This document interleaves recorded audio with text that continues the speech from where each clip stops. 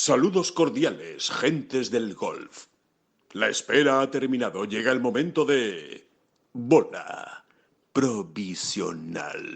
Pues todos mirando al cielo y fundamentalmente mirando al viento, porque parece que hoy va a ser la jornada más ventosa del Máster de Augusta. Se esperan incluso rachas que pueden ser de 20, 25 millas por hora. Eso ya es una cosa curiosa.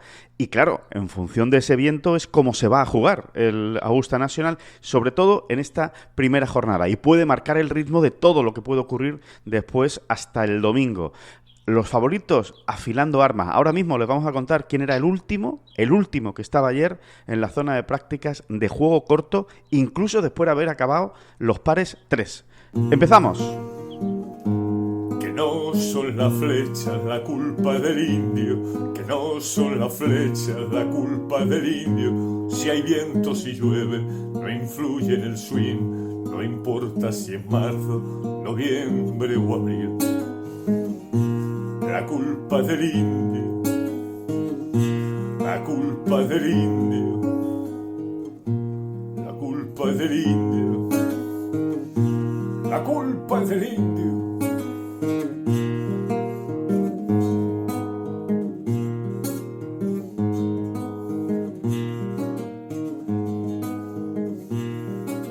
Hola, ¿qué tal? Muy buenas, saludos a todos y bienvenidos a esta bola provisional de jueves 9 de abril. Pues mira, un 9 de abril concretamente ganaba Jon Rahm en 2023, también ganó Severiano Ballesteros, es el cumpleaños de ese Ballesteros, así que nos ponemos de pie y celebramos pues al gran genio de Pedreña, y hoy es cuando empieza el Masters de Augusta. David Durán, muy buenas, ¿qué tal? ¿Cómo estás? Muy buenas, muy buenas. Pues eso, muy pendiente del viento, ¿no? ¿Tienes ahí, por favor? Te lo digo inmediatamente. Proceda usted al Weather Bulletin. Al Weather Bulletin. Weather Bulletin, efectivamente, que se llama así. Mira, aquí lo tengo. Procedemos a Tournament Information y ahora vamos directamente a Weather Forecast. Weather Forecast, aquí lo vamos a ver. Voy a proceder, que Proceda no es un jugador del Real Madrid, de baloncesto, es otra cosa. A ver, 6 de la tarde. Mira, el último parte es de 6 de la tarde del miércoles. Eso es lo más reciente que tenemos. Y nos dice lo siguiente: para el jueves se espera un inicio fresco, o sea, frío, estamos hablando de 8, 9, 10 grados como mucho, parcialmente cubierto y ventoso. Fresquito, que se diría en Chamberí, por ejemplo. Fresquito. Parcialmente nuboso y ventoso, con vientos del este-noroeste, sostenidos de entre 10 y 15 millas, que no está mal, con rachas de hasta 20 millas, que serían unos 30 kilómetros por hora aproximadamente, ¿no? 30 y algo kilómetros por hora.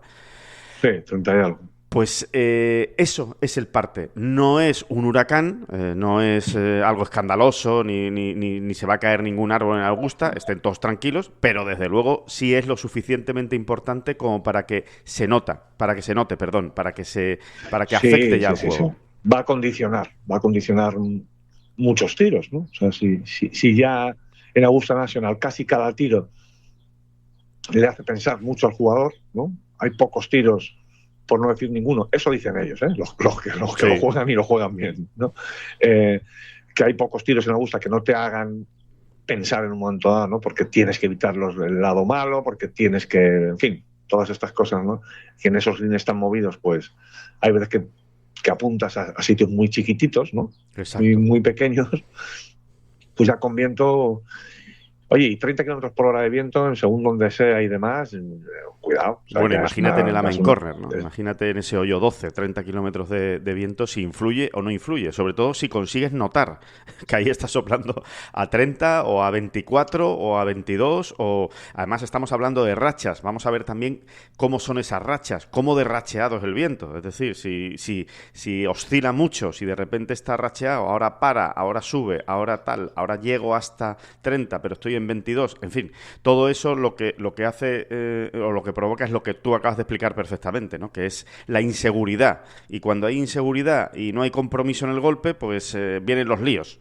Así que que va a estar divertido, sobre todo teniendo en cuenta que a partir de mañana, en principio, eso es lo que dice ahora mismo, bueno, ahora mismo no, el parte de las 7 de la tarde de ayer de Augusta, ya va a ser unas jornadas mucho más tranquilas. Va a ser más soleado, va a hacer más calor y el viento en ningún caso va a pasar de las 10 millas por hora. Eso dice el parte ahora mismo, que viernes, sábado y domingo como máximo habrá 10 millas y no se esperan incluso ni siquiera rachas.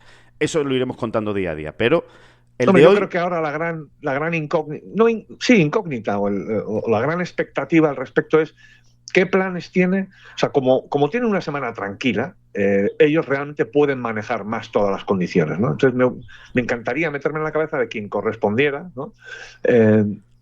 Y saber cuál es el plan, ¿no?, de la Augusta Nacional. Con este parte que ya se tiene, etcétera, ¿qué plan tienen? ¿Verdaderamente va a ir el campo a más rápido, más firme, más duro, más tal? ¿O no? ¿Va a ser una cosa mucho más progresiva y no van a hacer sufrir tanto a los jugadores, por ejemplo, en los greens y demás, ¿no? Bueno, no lo sabemos. No lo sabemos, no realmente se sabe. no lo sabemos. A ver, por experiencias anteriores, digamos que será una evolución más bien progresiva, pero mi gran duda es, ¿llegaremos al domingo con unos greens pardos? ¿Llegaremos a ver greens pardos en el Augusta National esta semana o no? Esa es la gran pregunta. Ayer Jordan Spieth apostaba a ello. Apostaba por eso que tú estás diciendo, que vamos a ver greens marrones en Augusta esta semana. Eso decía Jordan Spieth. Pero hay otros que no están tan seguros, que no lo tienen tan claro. Mira, una curiosidad, David. Nosotros consultábamos precisamente ayer con Daniel Carretero, greenkeeper que ha trabajado en Augusta durante muchos años. Ya no está, ahora mismo no está en Augusta trabajando, pero ha estado en la preparación del Masters con todo tipo de climas y meteorologías, pues con lluvia y sin lluvia. Y le preguntábamos que él qué pensaba, ¿no?, qué podía ocurrir. Y mira, te leo textualmente la respuesta que nos daba, que la tengo justo aquí delante. Dice: si no llueve nada, que es lo que va a pasar, el campo evidentemente se va a jugar duro y rápido. Pero normalmente con manguera se refuerzan zonas del campo por las tardes. Probablemente zonas de greens el sábado por la tarde-noche también se le aplicarán agua con manguera.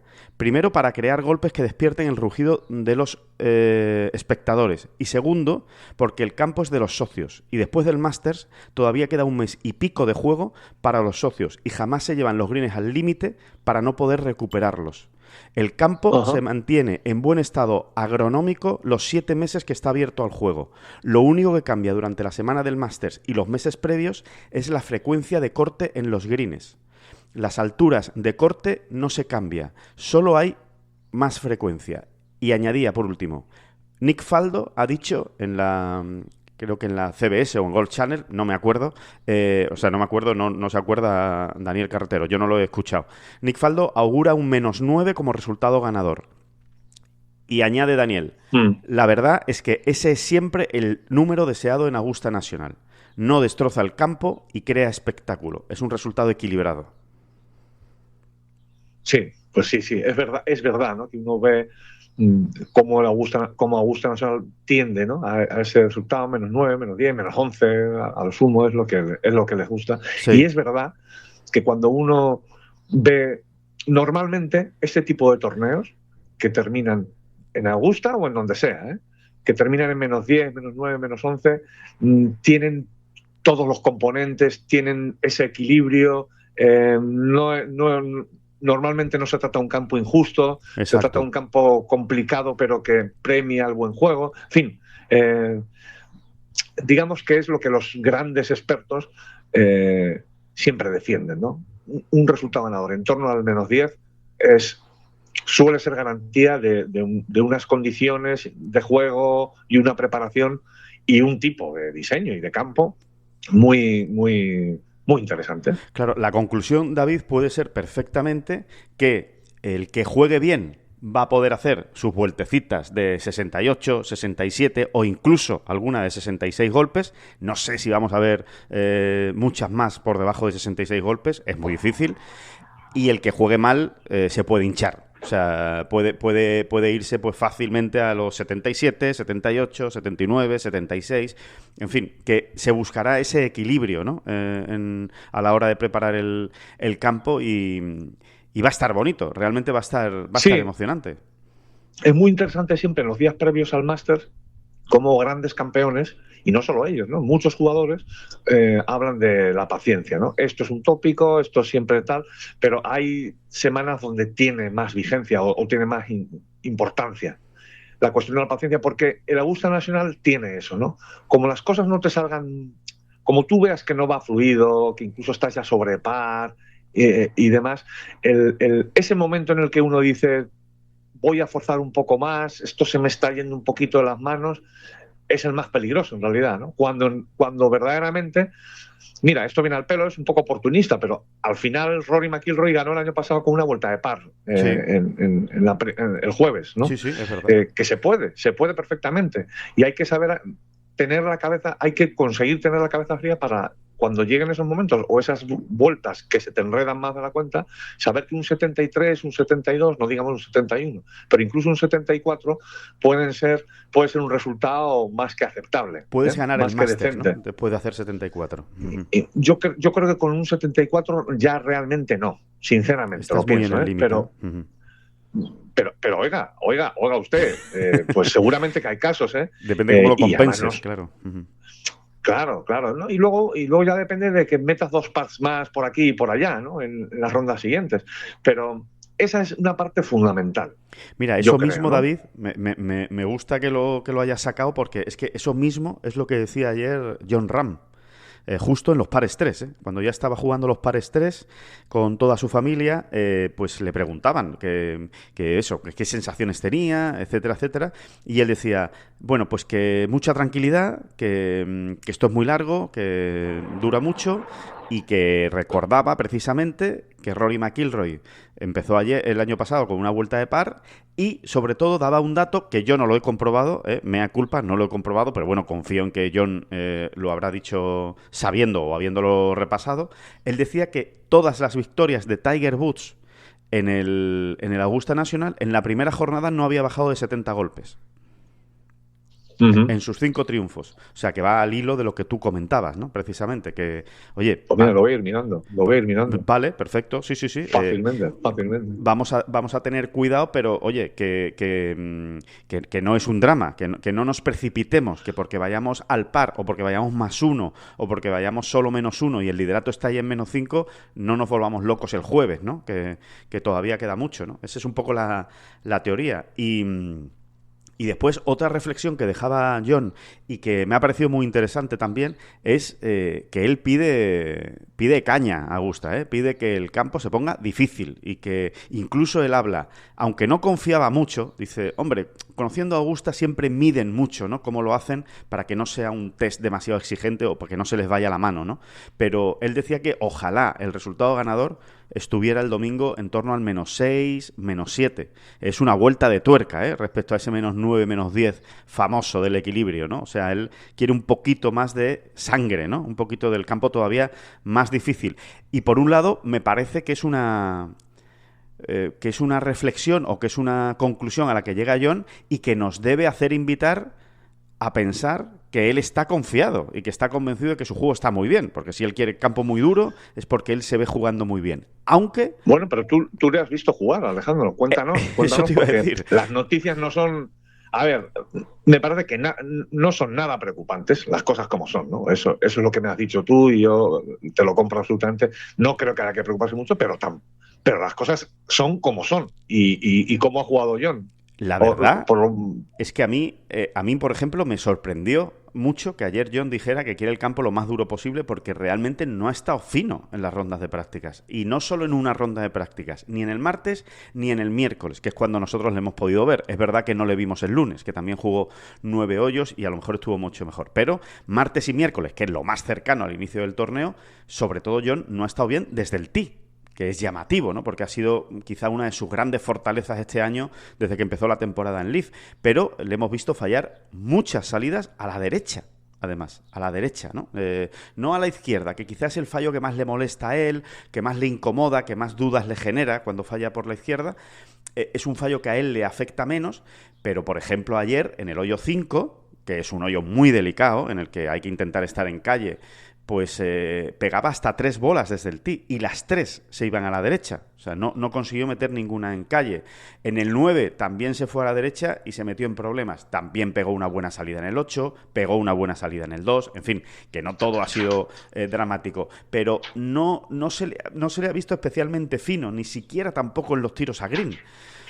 Esto, como tú decías, es muy grave. Pues hombre, me imagino que John habría preferido tener unas vueltas de práctica más tranquilas. Ayer, ¿será casualidad o no será casualidad? Yo más bien creo que no es casualidad. John pegó más bolas que nadie en el campo de prácticas. Pegó más bolas que nadie, no. Pegó más bolas que ningún otro jugador español. Pegó cerca de 160 bolas, que son muchas para John. Bueno, no está mal, ¿eh? Son muchas para John. No es un jugador que pegue tantas bolas. De hecho, John rara vez se pone en la cancha de prácticas a pegar bolas más allá del calentamiento, antes de salir a jugar, antes de... Es raro, ¿no? Que John se pegue una sesión de pegar muchas bolas en el campo de prácticas. Y eso son muchas bolas. Entonces, obviamente yo creo que algo estaba intentando encontrar, ¿no? Junto a Dave Phillips, por cierto, junto a su entrenador, ¿no? Entonces... Bueno, mira, te voy dando... Hay una cosa muy divertida ya, a empezar. Bueno, Tiger cuando ganó en 2019 arrancó con un 70. Vale. Y cuando ganó en 2005, que fue fue su cuarto Masters, ¿no? Sí, su cuarto Masters, arrancó con un 74. ¿Qué había dicho yo? Yo había dicho, hombre, si empiezas con un 74 ya lo veo difícil. No me bajo del burro, no, porque te tienes que llamar Tiger Woods. A lo mejor tienes que ser Tiger Woods. Exacto. Tiger Woods en 2005, que no es cualquier Tiger Woods tampoco. Pero bueno, que sí. Oye, mira, ahí hay un ejemplo, ¿no? Con un 74 hubo quien ganó, arrancando con un 74. Así que es así. Sí, se puede hacer. Mucha tranquilidad con esta primera vuelta en Cuando ganó en 2002, arrancó con un 70 también. Bien. Y cuando ganó en 2001, te lo voy a decir ahora mismo, sí. Tracatra. Nos enredamos en unas tonterías, pero bueno. No, pero está bien. Cuando ganó en 2001, arrancó con un 70 también. Pero yo me solo imagino me queda el 97. En el 97 yo creo que empezaría con menos 10, ¿no? O algo así, porque fue una rase de Tiger. No, empezaría a lo mejor con 70 también y después fue a más o algo. Pero, oye, buen dato de John, ¿eh? Ahí, cómo va teniendo esas cosas en la cabeza, ¿eh? Bueno, es interesante tenerlas, ¿eh? Sí, o sea, es que eso también es preparar un torneo, David. Sí. No, absolutamente, porque te puede ayudar. O sea, si tú arrancas mañana, por ejemplo, y en el hoyo 6 estás más 1, más 2, este tipo de recuerdos te pueden ayudar precisamente a esto que decíamos antes, a tener la cabeza lo suficientemente fría como para decir, vamos a estar un poco tranquilitos, vamos a ver si voy arrancando la vuelta pues por ejemplo en el 8, en el primer par 5, vamos a estar tranquilos, vamos a no volvernos locos y entonces sí puedo perder el torneo, ¿no? A ver, espérate, ya te digo el 97. Sí, atención, qué bonito. Va a ser 70 también, ya verás. 70 también. Sí, o sea, de los 5 Masters que ha ganado Tiger, en 4 arrancó con 70. Y en otro, y en el de 2005, con 74. Pues mira, así que, es una buena hoja de ruta, ¿verdad? Es una buena hoja de ruta. No es ninguna tontería tenerlo en la cabeza, efectivamente. Sí, totalmente. Hombre, después habría que añadir el matiz que tú has dicho antes. Claro, que era Tiger Woods. Cuidado que a lo mejor otro empieza con 70 y ya va más arrastrado, ya le va costando más llegar al resultado ganador, pero... No, a ver, yo creo que el 70 es un magnífico resultado. Sí. Te pongas como te pongas, vas a estar muy bien colocado. Un 74, insisto, ya son palabras mayores. Un 74 te puede llevar ya a las malas a 9 golpes del líder, me parece excesivo. Excesivo. Pero bueno, oye, que 9, 8 golpes del líder. Bueno, hay que decir que la hoja de ruta, David, de esta semana, si se confirma, ¿no? Si todos, o si los vaticinios, o alguno de los vaticinios son reales, eso de que se va a ganar con menos 9 o menos 10, pues la hoja de ruta debe ser precisamente... Ese 70 no está nada mal, ¿eh? O sea, hacer 70 todos los días, 69, 70 todos los días y vas a estar ahí. Vas a estar en la pelea por ganar, ¿no? O sea, estarías casi cada año, ¿eh? O sea, haciendo 70 sí, cada sí. vuelta en Augusta, cada año, no vas a ganar con un -8 final, que es hacer 70 cada día, pero vas a estar tercero, Sí. segundo y algún año ganas, ¿no? Porque yo creo que Sergio, por ejemplo, en 2017, ¿con cuánto ganó? ¿Puede ser con -7 o me lo estoy inventando? Pues, me suena Lo voy a menos mirar 7. también. Me suena -7 a mí también, pero no lo recuerdo, la verdad. O quizás fue -9, ¿eh? No lo sé. Sí, pero bueno, que sí, que ahí está la cosa y esa es la gran intriga, ¿no? La gran intriga que hay ahora mismo es hasta dónde va a llegar Augusta National, ¿no? A la hora de poner el campo. Entendemos todos que apostará por el equilibrio famoso de Augusta. Sí, lo entendemos. Bueno, pero... yo creo que lo que el testimonio Sí, de Carretero. sí. Carretero es, ¿verdad? Sí, Daniel Carretero. Sí. Es que se me cruzan los nombres. Es muy importante, ¿eh?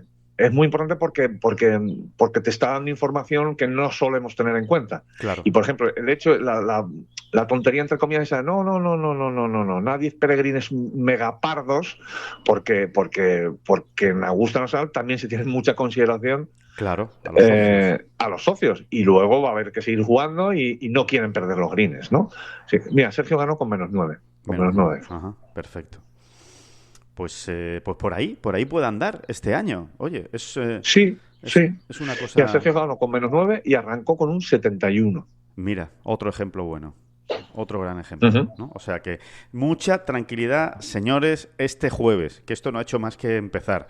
El que no sé si estaba tan tranquilo, David, pues fue este hombre que te estoy diciendo yo, que hemos dicho aquí en la introducción, en la presentación, que ayer, a eso de las, pues casi 4 de la tarde, sí, ya eran casi las 4 de la tarde, hora en... De miércoles, ¿eh? Que no es de martes o de lunes. No, de eso miércoles. Hay que...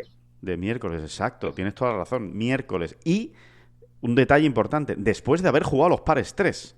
Porque él jugó los pares 3. Él salió a jugar los pares 3 y después de jugar los pares 3 se fue a la cancha de prácticas al juego corto. ¿Y de quién estamos hablando? Pues de Don Scottie Scheffler. Y no fue a soltarse. No fue a, venga, voy a pegar aquí 3-4 bolas y me voy a casa, ¿no? Que quiero quedarme ahí con alguna buena sensación. No. Estuvo con su entrenador, pero su entrenador a 1 metro, haciendo sacadas de bunker y practicando todo tipo de golpes alrededor de green. ¿Nos sugiere una noticia tranquilizadora o nos sugiere una noticia de que él no las tiene todas consigo? Si yo fuera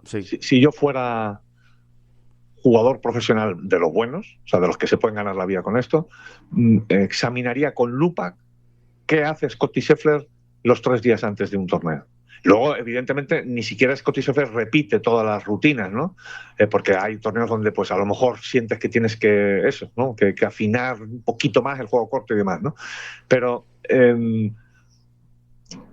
lo considero un tío muy cabal, sí, a la hora de examinar estrategias, de pensar en estrategias, de mirar el campo, de estudiar el campo, y qué es dónde tengo que apretar y demás, ¿no? Así que no creo que sea una mala noticia, simplemente, pero bueno, que sí, que llama la atención. Llama la atención, insisto, sí. Los miércoles, sobre todo ya de Major, la gente lo que hace es buscar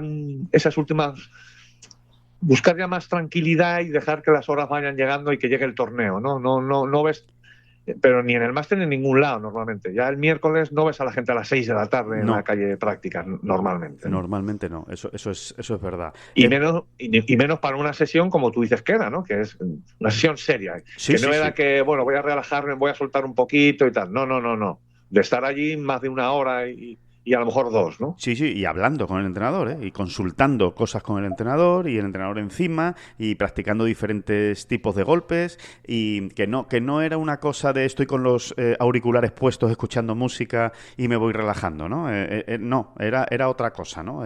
No es me voy a la calle de práctica a pegar 4 hierros 7, 3 hierros 4 y 2 drives y me voy a casa así para verme soltado. No, era una sesión de trabajo, estaban trabajando el juego corto. Entonces, Bueno, vamos a ver cómo empieza, porque evidentemente, David, es una de las grandes incógnitas. Son las dos grandes incógnitas realmente de esta semana. Scottie Scheffler, ¿por dónde va a salir? Lleva 3 semanas sin competir y lo último que ha hecho no ha sido precisamente especialmente brillante, evidentemente en el estándar de Scottie Scheffler. Y la otra gran incógnita es Rory McIlroy. ¿Qué Rory McIlroy nos vamos a encontrar después de una semana diferente, de toda la atención que ha recibido? En fin, ya lo saben, ¿no? Pues, acuérdate que este año, después de su victoria en el American Express, acuérdate que en varios torneos, no te sé decir exactamente ahora en qué situaciones concretas eran, pero recuerdo haber hablado contigo precisamente. Oye, ¿tú no ves a Scottie hoy demasiado desangelado alrededor de Green? Pero que lo hemos hablado varias veces. Es verdad. Es una cosa curiosa, ¿no? A ver, este recuerdo viene precisamente por esto, ¿no? Si encima coincide que ha estado trabajando ahí hasta el último momento el juego corto, pero es verdad que Scottie Scheffler muchas veces la famosa sentencia que hay sobre Scottie Scheffler, que es: este tío ha salido a jugar, no tenía un gran día y tal, y al final firmas la tarjeta y ves que ha hecho 69 y no sabes cómo, ¿no? Eso se ha dicho muchas veces de Scottie Scheffler. Eso lo conseguía gracias muchas veces a su juego corto, que es impresionante. La verdad es que es tan impresionante todo en Scottie Scheffler cuando está carburando que a veces precisamente no es la parte en la que más se destaque de él, ¿no? Destacamos muchísimo los wedges, en fin, la versatilidad que tiene y tal, y no tanto, aunque también el juego corto. Es verdad, no se le suele dar tanta importancia al juego corto de Scheffler. Tiene un juego corto bestial, ¿no? Y sí recuerdo en varias fases de estos torneos donde se le fue complicando la vida que hablábamos de eso. Oye, está un poco eso, le falta como ángel, chispa, ¿no? Alrededor de Green, en chips que no parecían ofrecer demasiada dificultad, pues te la dejaba ya a 2,5 metros, cosas raras en él, ¿no? Así que lo que no sé cuál es la causa, ¿no? Pero vamos, sigo pensando que este Masters, con permiso de precisamente el número 1 del mundo, está un poquito más abierto, ¿no? Sí. Es lógico pensarlo también, ¿no? Es que Scottie Scheffler, pues lo ha pasado un poco peor en los últimos. Siempre en sus estándares, patatín, patatán. Porque totalmente. Lo peor que ha hecho ha sido quedar el 12º o algo así, ¿no? No, sí. El 22, ¿no? Quedó el 22 en el The Players. Pero sí, es que un 22 en el The Players para Scottie Scheffler es un mal resultado. Es motivo de ceño fruncido. Y dice, ¿cómo? Oiga, sí. ¿Scottie? Es motivo de alarma. ¿Scottie 22º, Scottie? De alarma. O sea, de alarma naranja, David, como mínimo de alarma naranja. No vamos a encender la roja, pero de alarma naranja, por supuesto. Eso, así es. Vamos a ver. Es otro de los focos de más atención de hoy, ¿no? Ese arranque de Scheffler y de McIlroy. Y en cuanto a los españoles, ya hemos dicho el tema Jon Rahm. Por un lado, él desprende confianza, la confianza habitual. Por otro lado, no se le ha visto muy fino de tía Green esta semana. Vamos a ver por dónde sale. Y después, los otros dos españoles. Bueno, pues Sergio García, la verdad es que ha estado muy poco en el campo, Sergio García. O sea, esa es la primera conclusión de la semana. Ha estado especialmente poco. Es verdad que Sergio es de los jugadores que menos tiempo pasa en el campo de golf en cada torneo. Se pongan como se pongan y sea el torneo que sea. Pero lo de esta semana en Augusta ha sido especialmente llamativo. Decíamos que ayer Jon Rahm pegó casi 160 bolas en el campo de prácticas. Sergio durante toda la semana no ha llegado a 100. Sumando toda la semana. Ha jugado muy poco. Ayer no salió al campo. O desde luego, yo tengo que decir que yo no le vi salir al campo. Si salió, pues pido perdón, pero yo no le vi. En ningún momento apareció en los paneles que Sergio García estaba jugando el campo. Sí jugó los pares 3, pero no se le vio en el campo. Y el martes jugó 4 hoyos. Salió con Olazábal y con Jon Rahm, jugó 3 hoyos y medio y se fue. 4 hoyos, no jugó más. Entonces, por ahí claramente hay una estrategia de Sergio, porque esto no es casual ni siquiera en un jugador que se mide por las sensaciones y por el talento como es Sergio. Esto no es casual. Claramente él ha decidido que no se quiere quemar en Augusta antes del inicio del torneo. Claramente. Y me parece, como mínimo me parece interesante. Vamos a ver qué tal le sale, ¿no?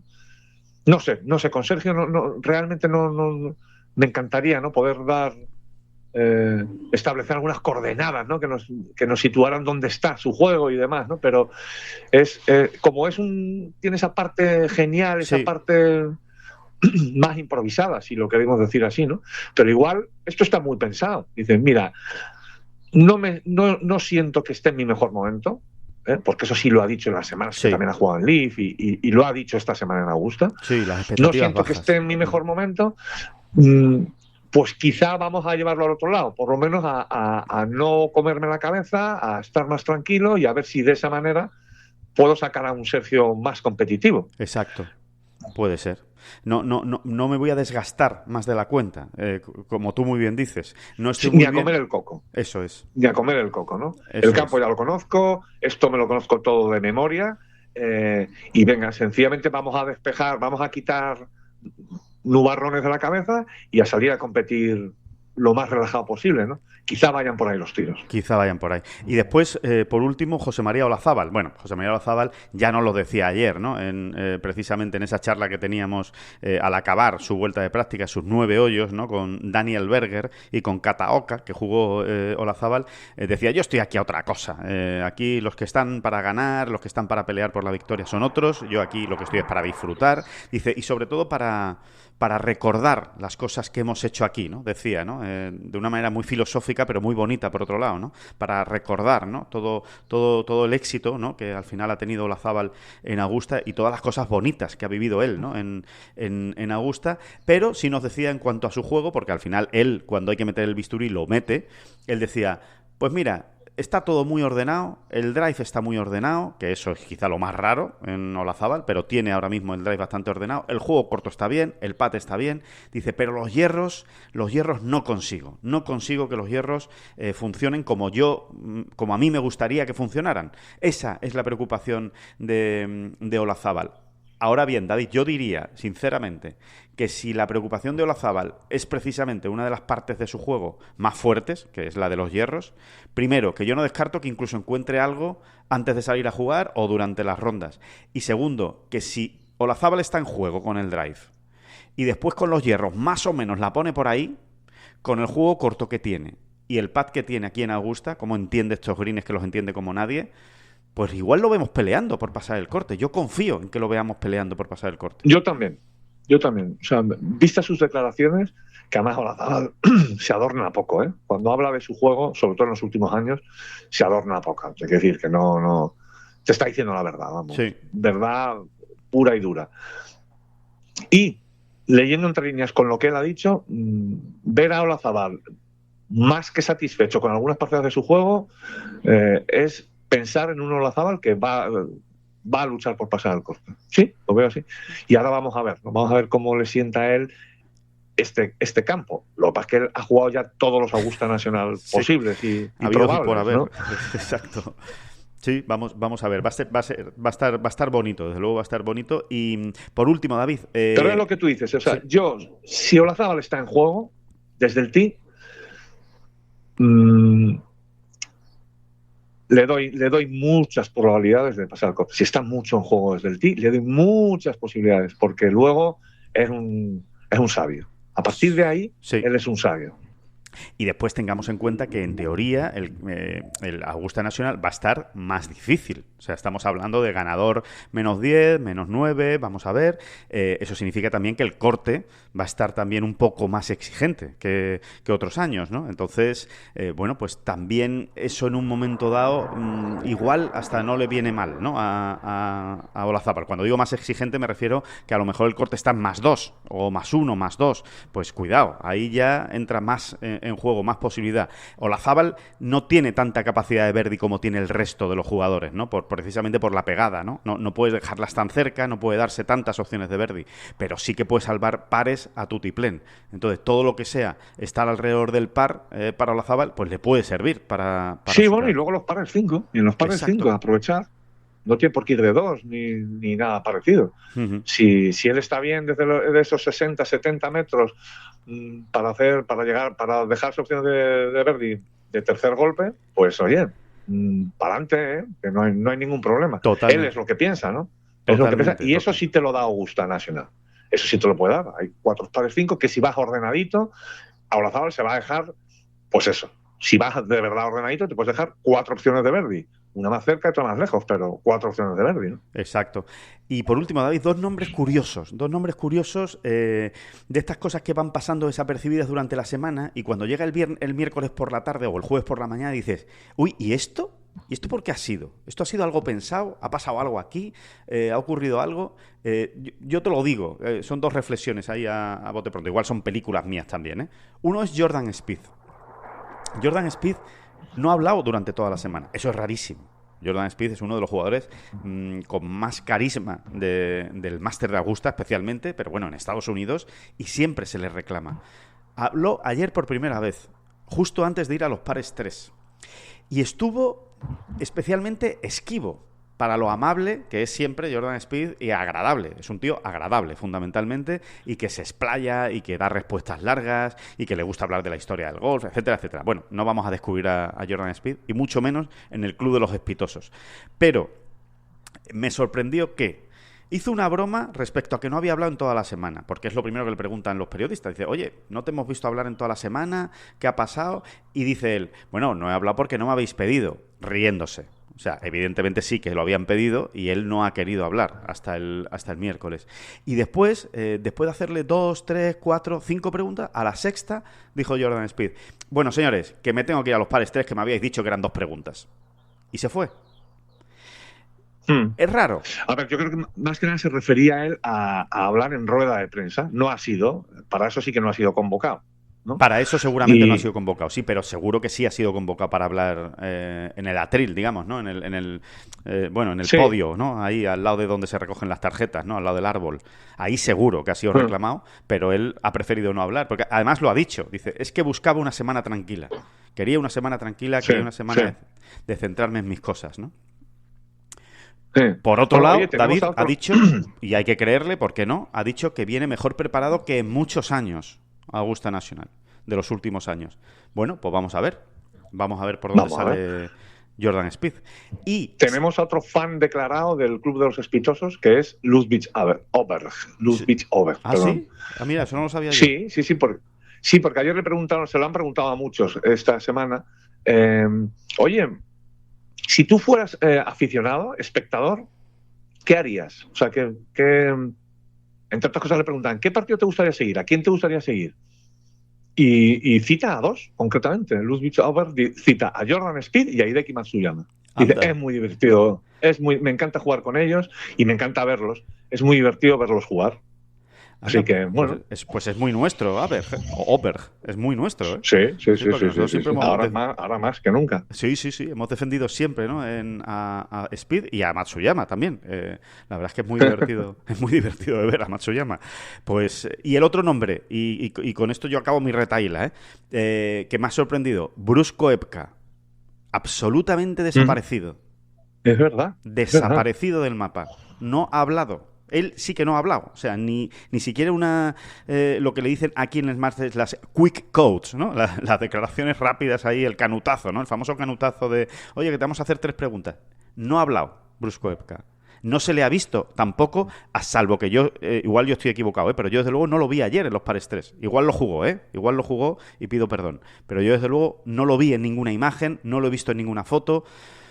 No sé, es un poco extraño lo de Koepka. O ha estado encerrado, trabajando en el campo de prácticas como un loco y no se le ha visto, o vamos a ver por dónde han ido los tiros de Koepka.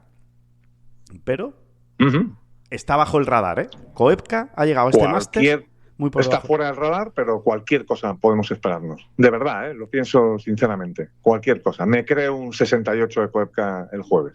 Me lo creo a pie juntillas. Sí, totalmente. Bueno, pues nada, vamos acabando. Lo de a pies juntillas, ¿de dónde viene, Alejandro? Ya lo miraremos en otro momento. Hay que mirarlo, vamos con prisa, pero hay que hay mirarlo. Ya, creo que ya lo hemos mirado, ¿eh? En estos 7 años de podcast lo hemos mirado ya alguna vez. Pero sí. Así funcionamos, hijo mío. Oye, que por cierto, que yo no sé si será el premio que propusiste de jugar una ronda de golf en Hato Verde con nosotros en Sevilla, que vamos a invitar al que gane el gran juego del top 25 del Masters, pero que ha sido impresionante la reacción de todos nuestros oyentes de la bola provisional y de los lectores de Ten Golf. No veas la cantidad de equipos que nos han llegado, no veas el trabajo que nos han dado, porque ahora hay que sumarlos a todos cuando acabe el máster. Sí, sí, y es un top 25, no es ninguna tontería. No, lo decimos desde ya. Vamos a intentar tener las respuestas para el máster del año que viene. Vamos a ver si nos da tiempo para el máster del año que viene. No, pero habrá que encerrarse porque... Sí, habrá que dedicarle una mañana, vamos. Sí. Sí. O sea, que es que son muchos. Es que han mandado muchísimos equipos. La verdad es que nos encanta, porque eso es lo que nos gusta, la participación. Claramente ha gustado la idea del gran juego del Top 25. Ahí está el pack de 12 bolas de Arrow Golf, que es un súper premio. Y encima, oye, pues parece que a alguno que otro hasta incluso le interesa jugar con nosotros, que no sé muy bien por qué. ¿De dónde sacan ese interés? Por pegarse una escapada a venirse a Sevilla. Está más claro que el agua. También es verdad. Y oye, y además que la feria está a la vuelta de la esquina. No dudes que haya alguno que diga, oye, ¿y la semana de feria podría ser que juguemos? Yo no lo pues dudo. No, ya decimos que no. La semana de feria no puede ser. No estamos en nuestros cabales para jugar para jugar a eso. Oye, mira que... lo he buscado mientras, que no me quería quedar yo con las ganas. Dice... pero no explica nada, no tiene gracia. Es que ni lo voy a contar, porque lo que dice es lo que significa, pero no de dónde viene. O sea, dice que pies juntillas, dice. Sí, pies juntillas. Dice, se usaba antiguamente con el sentido de hacer algo con total firmeza o sin reserva. Y de ahí pasó al significado actual, creer sin poner objeciones, obedecer de manera absoluta. Eso lo sabemos, pero tiene que tener un algo. Dice que, bueno, la idea... A mí me suena a un juego de niños, pero me lo estoy inventando también. ¿Sí? Era un juego de niños o algo así, puede ser. Bueno. Entonces, pies juntillas. ¿Qué será ese pie juntillas? Bueno, ya ya lo sacaremos y lo explicaremos. Sí. Bueno, pues nos vamos al podcast de mañana. Hay que empezarlo así, de hecho. Exacto. Mañana empezamos con pies juntillas, el inicio, o sea, dónde empezó todo. Que en breve empieza todo en el Augusta National, pues concretamente en menos de 2 horas. En menos de 2 horas ya estarán pegando ese golpe de honor, ese maravilloso golpe de honor, Jack Nicklaus, Gary Player y Tom Watson. Después hablarán, a ver qué dicen. Siempre es interesante. Y poco más, que nos vamos a ver una gran primera jornada del Máster de Augusta. Ojalá le vaya muy bien a los españoles. Lo que está claro es que nos lo vamos a pasar muy bien. Muchísimas gracias a todos por estar ahí. Como siempre, muchísimas gracias, David Durán. Ahora, hoy más que nunca, tocaba el Antón Pirulero, que hemos venido cantando ya estos días. Pero no, vamos a recuperar otro clásico que lo teníamos ahí muy olvidado, que es el de a coger el trébol, el trébol, el trébol, a coger el trébol, el día de San Juan. Todos, a coger el trébol, el trébol, el trébol, a coger el trébol, el día de San Juan.